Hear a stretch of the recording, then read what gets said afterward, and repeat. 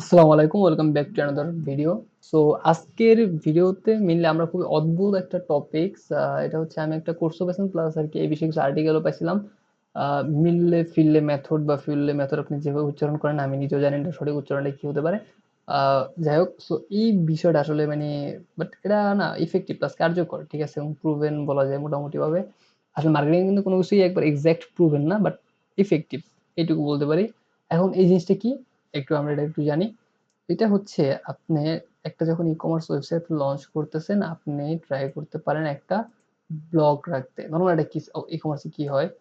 এই যে আপনার হোম পেজ, ঠিক আছে? তারপর হচ্ছে আপনার এখানে হচ্ছে আপনি ইয়া রাখতে পারেন মানে প্রোডাক্টের এই যে বিভিন্ন ক্যাটেগরি টাইপ কিছু রাখতে পারেন, ঠিক আছে? সেলস, ট্রেন্ডিং এই টাইপ কিছু অপশন রাখেন, মেনু রাখেন, ফিচার রাখেন।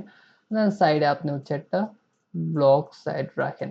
এই ব্লগ সাইটটা কি এখন এটা একটু বলি। ধরেন সাপোজ আপনি হোয়াটএভার আপনি যাই সেল করেন, ঠিক আছে? ধরেন আপনি গাড়ি সেল করেন, আপনি শাড়ি সেল করেন, আপনি ঘড়ি সেল করেন, আপনি মোবাইল, মানিব্যাগ সেল করেন। মানুষ কিন্তু জানতেই চায় what is the most trending sari, কোন গাড়ি কত মাইলেজ দেয়, ঠিক আছে? কোন শাড়ি গরমের দিনের জন্য ভালো, জানতেই চাইতে পারে।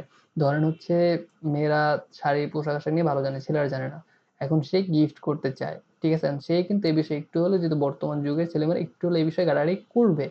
ইভেন অলসো এটা মেয়েদের বেলা ট্রু, সে যদি ছেলেদের কোনো একটা পোশাক নিয়ে এরকম ভাবে কাউকে গিফট করতে চায় বা কিনতে চায়, ঠিক আছে? এই এক্সপিরিয়েন্সটা সবার থাকে না। সো সে এই বিষয়ে ঘাটাঘাটি করবে। শুধু এমন না যে ছেলেরা হচ্ছে মেয়ের পোশাক নিয়ে ঘাটাঘাটি করবে বা মেয়েরা ছেলেদের পোশাক নিয়ে ঘাটাঘাটি করবে। মানে এরকম অনেক পোশাক আছে, যেমন আমি ধরেন একটা শার্ট কিনবো নিজের জন্য, সো আমি একটু করতেই পারি যে যেমন আমি জানি না আসলে কোন ফেব্রিক্সটা গরমের জন্য ভালো, কোনটা শীতের জন্য ভালো আমি জানি না। অনেকের হচ্ছে অ্যালার্জি জনিত কারণে বিভিন্ন ফেব্রিক্স আরকি ডাক্তার করে এভয়েড করতে বলে, ঠিক আছে? সো এই বিষয়ে সে ঘাটাঘাটি করতেই পারে চাইলে। এখন আপনি ধরে নিলাম আপনি শাড়ি বিক্রি করেন আপাতত। শাড়ির বিষয়ে আমার নিজেরও কোনো নলেজ নাই, ঠিক আছে? এখন আপনি তো শাড়ি বিক্রি করেন, এখন আপনার এই ব্লগে অনেকগুলো সেকশন আছে যে হচ্ছে আহ জামদানি শাড়ির আসলে বৈশিষ্ট্য কি? ঠিক আছে? জামদানি আর টাঙ্গাইল শাড়ির পার্থক্য কি? তারপরে এই যে মসলিন শাড়ি আর কত কিছু শাড়ি আছে, প্রত্যেকটা শাড়ি আপনাকে পার্থক্য তুলে ধরছেন।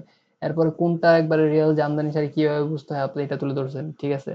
তারপর হচ্ছে গরমের জন্য সেরা শাড়ি, কোন কাপড়টা কোন শাড়িটা গরমের জন্য সেরা, বসন্তের জন্য সেরা শাড়ি। ৬ টা ঋতুতে আপনি এভাবে ডিফাইন করছেন যে কোন ঋতুতে কোন শাড়িটা সেরা।